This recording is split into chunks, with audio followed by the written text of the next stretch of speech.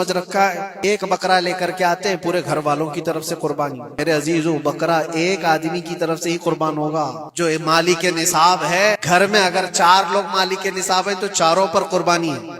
شوہر پر بھی، بیوی پر بھی، بیٹے پر بھی، جو مالک نصاب ہے. مالک نصاب کا مطلب کیا ہے آپ جانتے ہیں؟ جس کے پاس 52.5 تولہ چاندی یا 7.5 تولہ سونا یا اس کے برابر کی قیمت ہو.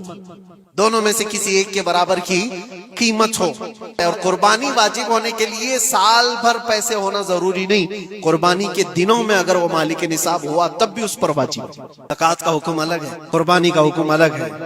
ہاں بڑے جانور میں 7 حصے ہو سکتے ہیں. اونٹ ہوا یا بیل بھینس، یہ جو بڑے جانور ہیں ان جانوروں میں 7 حصے ہو سکتے ہیں اور ان میں شریک ہونا جائز ہے. لیکن 7 لوگ جو شریک ہو رہے ہیں ان کے لیے بھی شرط ہے کوئی ایک بندہ بھی اس میں غلط عقیدے والا بھی نہ ہو اور گوشت کی نیت سے شریک نہ ہوا ہو، بلکہ سب قربانی کی نیت سے آئے ہوں تو سب کی قربانی ہوگی. یہ خیال بھی رہے ضروری ہے جانور شریعت کے مطابق کا لے، عیبدار جانور کی قربانی نہ کرے. لاغر ہو، کمزور ہو، سینگ ٹوٹا ہوا ہو، کان کٹا ہوا ہو، پیر کٹا ہوا ہو، دم کٹی ہوئی ہو، یا اتنا کمزور کہ چل نہیں سکتا، کھڑا نہیں ہو سکتا، ایسا عیبدار جانور نہ لے. اور دوسری چیز، عیب کس کو کہتے ہیں؟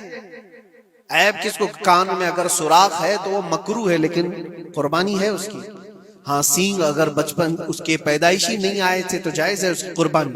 آئے تھے اور ٹوٹ گئے تو اس کی مقدار بتائی گئی ہے. 1/3 حصہ اگر ٹوٹا ہے تو اس وقت تک جائز ہے. اس سے زیادہ جڑ سے ٹوٹے ہوئے ہیں تو قربانی جائز نہیں. کوئی پیر پورا کٹا ہوا ہے، دم پوری کٹی ہوئی، یہ عیب میں آتا ہے. عیب دار جانور کی قربانی جائز نہیں کرے گا تو وہ گنہگار ہے. افضل کیا ہے؟ افضل تو یہ ہے کہ اللہ نے تم پر واجب کیا، تم جاؤ اپنے ہاتھ سے کرو، تم جاؤ. کیونکہ حدیث پاک میں ملتا ہے کہ تم اپنے ہاتھ سے قربانی کرو اگر طاقت رکھتے ہو. اس کے خون کا قطرہ گرنے سے پہلے تمہارے پچھلے سارے گناہ اللہ معاف فرمائے. یہ افضل ہے. یہ ساری باتیں تھی جو عید قربان سے ریلیٹڈ تھی. اللہ کریم ہم سب کو اس کی رضا کے لیے قربانی کرنے کی توفیق عطا فرمائے.